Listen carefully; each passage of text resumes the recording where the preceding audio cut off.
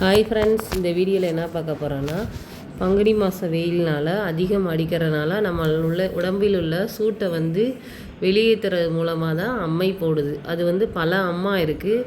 அக்கி எனக்கு தெரிஞ்சதை உங்கள்கிட்ட ஷேர் பண்ணுறேன். பிடிச்சிருந்தால் லைக் பண்ணுங்கள்.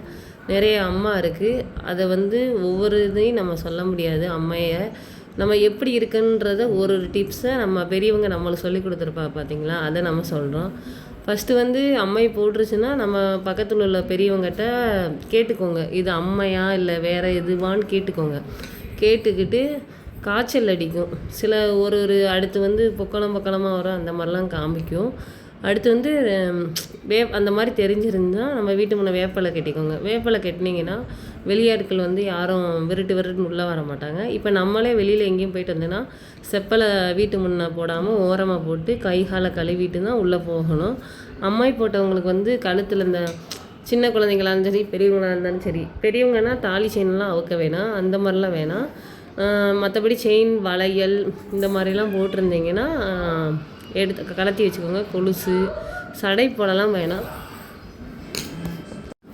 கொலுசு அந்த மாதிரிலாம் கலத்தி வைக்க சொல்லுவாங்க. அடுத்து தலை சீவக்கூடாது சொல்லுவாங்க. இந்த மாதிரிலாம் ஃபாலோ பண்ணிக்கோங்க. அடுத்து அவங்க துணியை நம்ம அம்மாய் இறங்குற தட்டி துவைக்கக்கூடாது. அது உண்மை தான், துவைக்கக்கூடாது. வச்சிருந்து நம்ம தண்ணி ஊற்றுற அன்னைக்கு துவைச்சிக்கிட்டா சரிதான். வீடெல்லாம் அலசிட்டு அன்னைக்கு துவைச்சி போட்டால் ஓகே. அடுத்து நீங்கள் இறங்கலைன்னா இறங்கலாம். நம்ம ஊரில் காளியம்மன் மாரியம்மன் கோயில் இருக்குது பார்த்தீங்களா, அங்கே போய் பூசாரிகிட்ட போய் இன்னும் இறங்கலை அப்படின்னு சொல்லிட்டு அவங்கள கூப்பிட்டு போகக்கூடாது.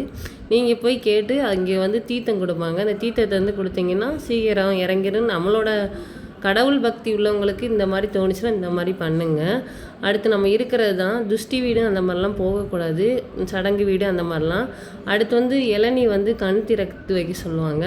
அந்த மாதிரி திறந்து வச்சோம்னா அம்மா இறங்கிடும் அப்படின்னு சொல்லுவாங்க. ஆனால் திறந்து வச்சா அம்மா இருக்க தான் செய்யும். ஏன்னா அம்மாவுக்கு இளநீ கண் திறந்தால் ரொம்ப பிடிக்குன்னு சொல்லி தான் இந்த ஆக்கி படைக்கிறவங்க வீட்டிலலாம் கண் திறந்து வைக்கிறாங்க. அதனால் திறந்து வைக்க வேணாம். இளநியெல்லாம் கண் திறந்ததுன்னா மட்டன் கருவாட்டு குழம்பு அதெல்லாம் வச்சு கொடுங்க, நல்லா சமைச்சு கொடுங்க சாப்பிட்டா.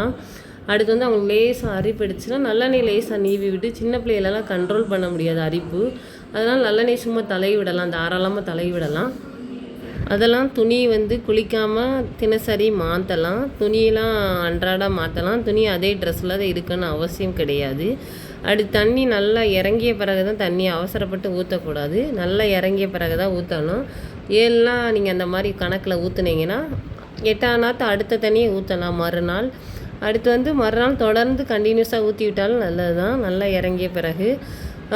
அடுத்து வீட்டில் உள்ளவங்க பெரியவங்க நம்ம வீட்டில் உள்ளவங்க வெளியூருக்கு அந்த மாதிரிலாம் போகக்கூடாது. தண்ணி ஊற்றிய பிறகு தான் போகணும் அப்படின்னு சொல்லுவாங்க.